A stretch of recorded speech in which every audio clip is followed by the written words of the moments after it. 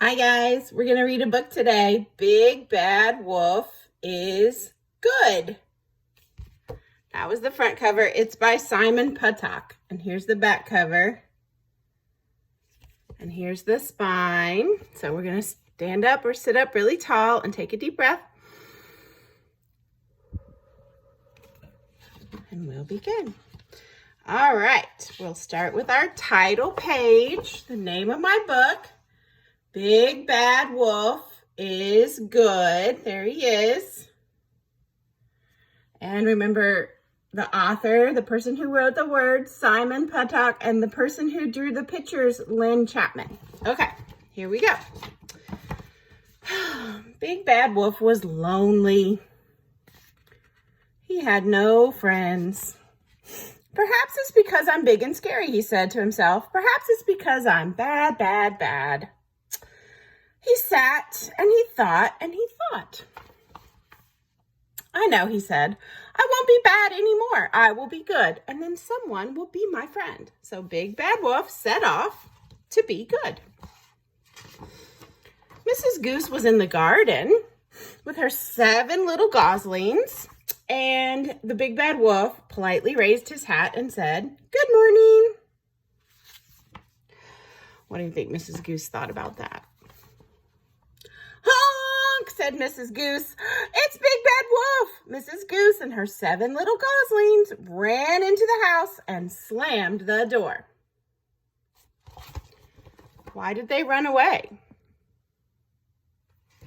They're afraid. They're afraid of Big Bad Wolf. "Oh, Mrs. Goose," said Big Bad Wolf sweetly, "please open the door. I'm a good wolf now, and I've come to play with your 7 little goslings." But Mrs. Goose would not open the door. The 7 little goslings chanted, "Big Bad Wolf, stay away. Don't come back another day." And they made faces at him through the window.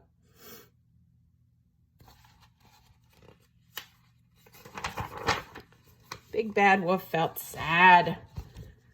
Here he is. Those geese had not given him a chance. He sat and he thought, I know, I'll be useful and good. Then someone will be my friend. So Big Bad Wolf set out to be useful and good. Look at that little house. I think that's where he's headed next. Mrs. Chicken was going out. She was waiting for the babysitter for her 6 little chicks. "Where can that babysitter be?" she fussed. Big Bad Wolf coughed politely. "I would be glad to sit with your little chicks." "Yikes," said Mrs. Chicken. "It's Big Bad Wolf. Run, children, run." And they ran into the house and slammed the door. Remember, they're scared of Big Bad Wolf. "Oh, Mrs. Chicken," said Big Bad Wolf sweetly, "I'm a good wolf now. Please let me in to look after your 6 little chicks." But Mrs. Chicken would not open the door. And the 6 little chicks chanted, "Big Bad Wolf, stay away. Don't come back ever again." And they made faces at him through the window. Now, look at Big Bad Wolf. Big Bad Wolf was really sad. So sad. Those chickens had not given him a chance. He sat and he thought and he thought and he thought. "I know," he said. "I will be useful and good, and I will do a noble good deed. Then someone will surely be my friend." So he set off to be useful and good and to do a noble deed. There's another little house. Who lives there?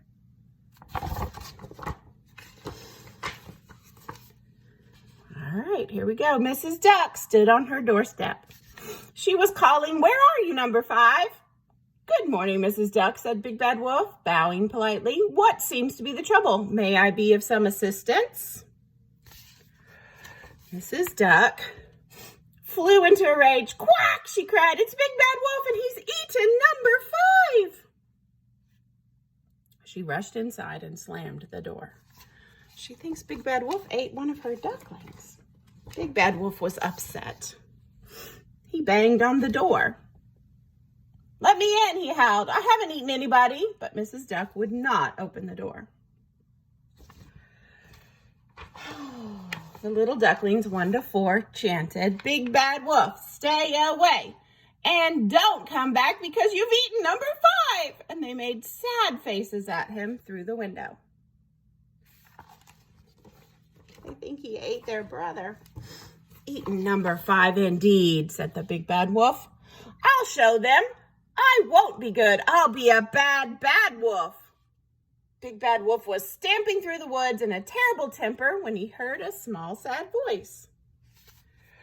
"Quack! I'm lost," said the voice. Big Bad Wolf stepped out from behind a tree. "Quack!" cried number 5. "Quack, quack, help! It's Big Bad Wolf and he's going to eat me." Big Bad Wolf's feelings were horribly hurt. "If you don't stop being silly this minute, I will eat you. So there."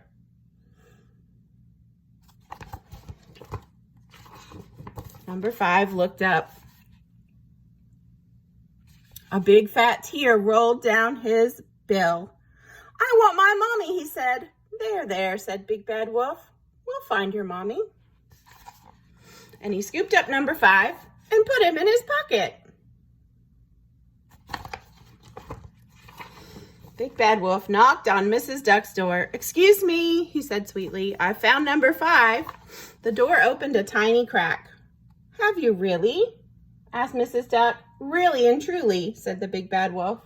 "And you haven't eaten him?" asked Mrs. Duck.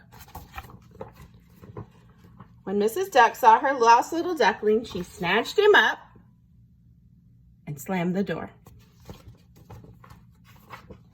Big Bad Wolf walked away sadly. Look at him, he's so sad.